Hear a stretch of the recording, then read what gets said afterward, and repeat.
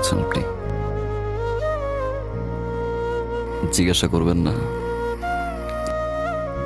আমি কেমন আছি?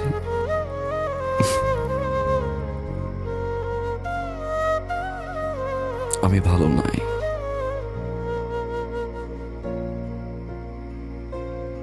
কারণ আপনার মতো করে কেউ ফোন করে বলে না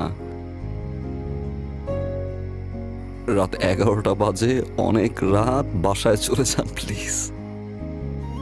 আপনার মতো করে কেউ বলে না যে আপনি আর স্মোক করবেন না।